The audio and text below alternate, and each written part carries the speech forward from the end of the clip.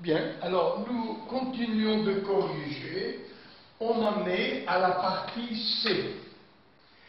Les billes vendables passent ensuite dans une machine qui les colorie, qui les teinte, ça veut dire qui les colorie de manière au hasard, de manière aléatoire et équiprobable. Ça veut dire que chaque bille a autant de chances d'être coloriée que d'autres. Alors, donc, les billes vendables passent ensuite dans une machine qui les teinte de manière aléatoire, ça veut dire hasardeuse, et équiprobable. Équi veut dire égal, avec la même probabilité pour l'une des billes ou l'autre. En quelle couleur?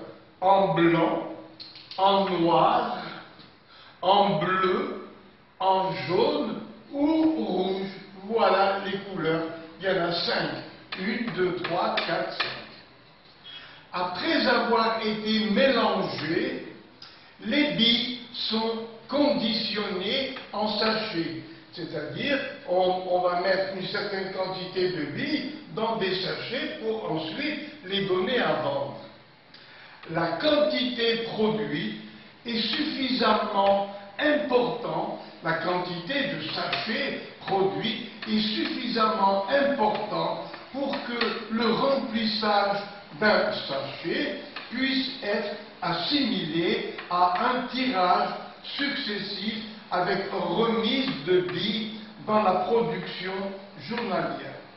Ça veut dire que dans les sachets, on a mis suffisamment de billes pour que, une fois le sachet rempli, chaque bille a eu autant de chances de paraître, d'être dans le sachet. Les couleurs n'ont pas de préférence. Chaque couleur a eu autant de chances que les autres d'être dans le sachet.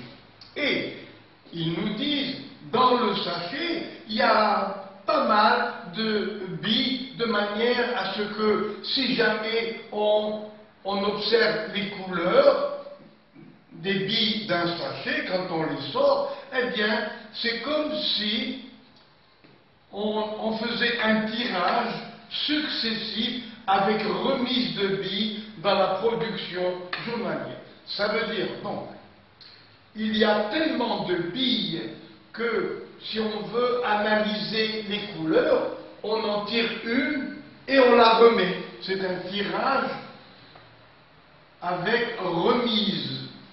Avec remise. Ça veut dire, on note la couleur et on remet la bille à sa place. Une étude de consommation montre que les enfants sont particulièrement attirés par les billes de couleur noire. Bien. Alors, première question. Dans cette question seulement, les sachets sont tous composés de 40 billes. Dans chaque sachet, il y a 40 billes.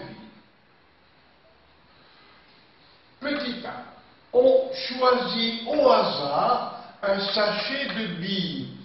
Déterminer la probabilité que le sachet choisi contienne exactement 10 billes noires. Et voilà. Alors, réponse.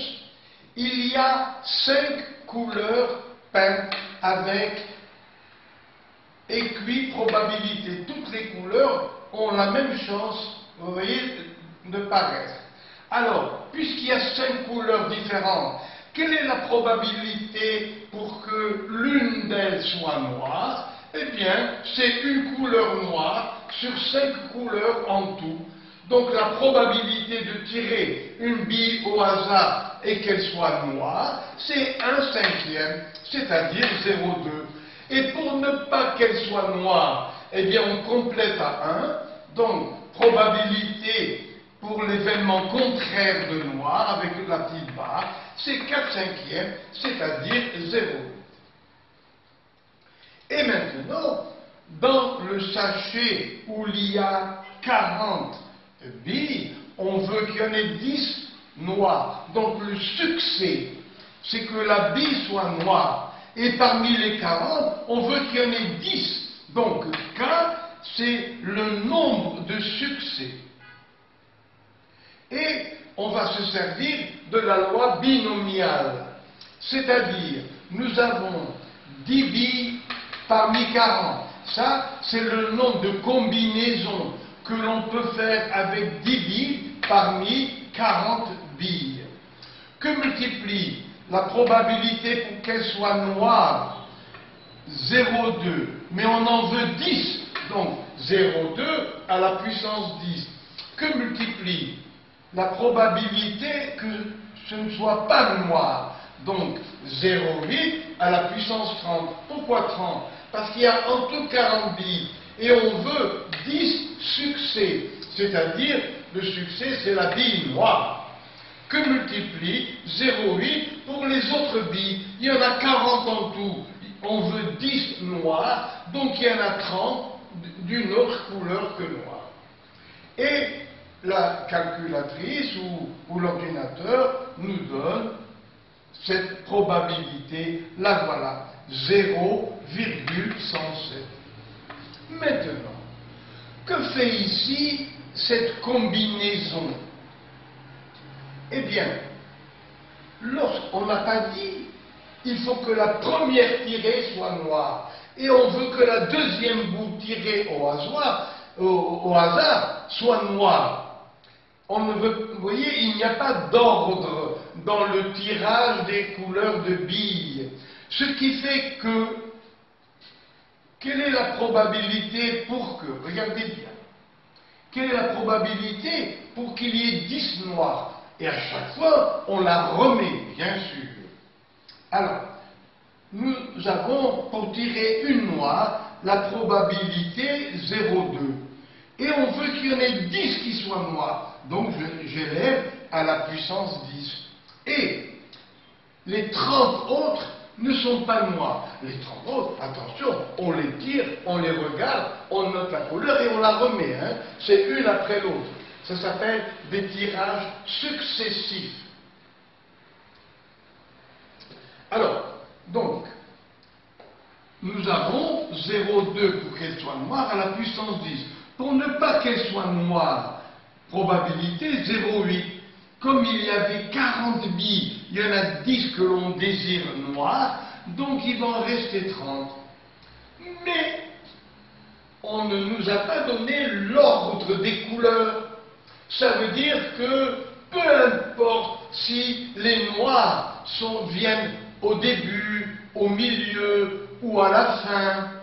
Donc, à chaque fois que l'on peut changer l'ordre, ça nous fait un cas favorable. Regardez donc, ici, voilà un cas favorable, c'est-à-dire probabilité 0,2, et comme on en veut 10, 0,2 à la puissance 10, que multiplie les autres billes, probabilité 0,8 à la puissance 100. Et comme je l'ai dit tout à l'heure, on n'a pas donné d'ordre. Voilà, supposons les 40 billes. Eh bien, on ne nous a pas dit, on les veut au début, ou à la fin, ou au milieu, rien.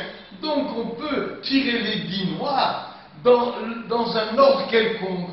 Alors, combien de fois on peut placer 10 noirs parmi 40 essais?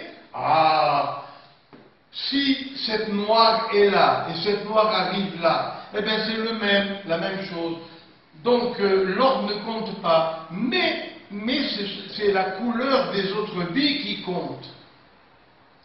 Donc, vous voyez, cette probabilité de succès, on peut la multiplier par quoi? On peut la multiplier par le nombre de manières de placer 10 billes noires parmi 40 en les tirant une après l'autre.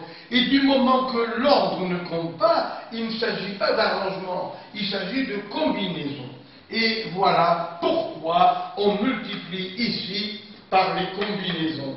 Parce que on peut tirer 10 noirs, c'est tout ce qui nous intéresse. Mais on peut les tirer dans le désordre, comme on dit dans le tiercé. On peut les tirer au début, au milieu, à la fin. Peu importe l'ordre des 10 billes noires qu'on a tirées, si c'est la 5e ou la 8e ou la 15e, peu peu importe. Alors, chaque fois que l'on peut changer l'ordre, ça nous donne un cas favorable supplémentaire. Combien de fois on peut changer l'ordre de 10 billes parmi 40? Eh bien, il s'agit de la combinaison de 10 billes parmi 40. Voilà donc la formule qui nous donne la probabilité de succès. C'est la loi binomiale. Quand dit-on que nous avons une loi binomiale? Nous avons une loi binomiale chaque fois que l'on fait plusieurs épreuves qui se suivent ou simultanées. Ça veut dire, si on dit on va lancer 4 fois le dé, une fois après l'autre, et on s'intéresse au numéro 6, c'est comme si on avait 4 dés d'un coup et on les lançait. L'essentiel, c'est que les épreuves soient indépendantes l'une de l'autre. Alors, donc, ces épreuves, elles peuvent être soit successives ou simultanées. On pourrait très bien prendre, vous voyez, 40 billes au hasard dans le tas et étudier leurs couleurs. Là, simplement, on a dit, on tire une bille, on regarde et on la remet. Donc, c'est une succession de 40 épreuves qui se suivent et qui sont toutes identiques. Et alors où on gagne, où on perd à chaque épreuve. Ça veut dire quoi? Ça veut dire, si elle est noire, ça nous intéresse, on a gagné. Si elle n'est pas noire, eh bien c'est un échec. Donc, la loi binomiale s'adresse à un ensemble d'épreuves, un ensemble de n épreuves, où nous avons une probabilité P de succès que, vous voyez, et dans ces n épreuves, en tout, il y a n épreuves. Ça veut dire, comme ici, on tire 40 billes successivement en remettant chacune dans le sac. Alors, nous avons donc une probabilité qu'elle soit noire. Mais on en veut 10, donc ça fait probabilité à la puissance 10. Mais on a tiré 40 billes, et les autres ne sont pas noirs. Donc, avec la probabilité Q, et il y en a 30, parce que 30 et 10, ça fait 40. Et maintenant, donc, l'ordre ne compte pas dans le tirage des billes, tirage successif, une après l'autre, puisque l'ordre ne compte pas, eh bien, les 10, vous voyez, les 10 billes noires, vous voyez, sont dans le désordre parmi 40. On a fait 40 fois l'expérience. 40 fois on a tiré une bille, on a noté la couleur, noire ou pas noire, et on la remet. Quand elle est noire, c'est le succès. Quand elle n'est pas noire, c'est l'échec. Donc, à chaque épreuve, il n'y a pas plusieurs résultats. Il y en a deux. Ou on a gagné, ou on a perdu. Voilà. Alors, quand vous voyez, on va donc ici, il y a 40 épreuves, et parmi les 40, on s'intéresse à tirer 10 fois une bille de couleur noire. Alors, donc, quelle est la formule qui va nous donner la probabilité? Alors, elle est noire, on en veut 10. Elle n'est pas noire, il y en a 30. Mais, comme je dis, je répète, l'ordre des tirages ne compte pas. On peut tirer les noirs au début, à la fin, au milieu, séparés, collés, peu importe. Donc, à chaque fois que l'ordre change, ça veut dire que l'épreuve de tirer 40 billes une après l'autre, chaque épreuve est indépendante. À chaque fois qu'on tire une bille, on la remet. Pour la bille suivante, eh bien, il n'y aura pas un résultat qui va dépendre de ce qu'on a déjà tiré. Les résultats sont indépendants.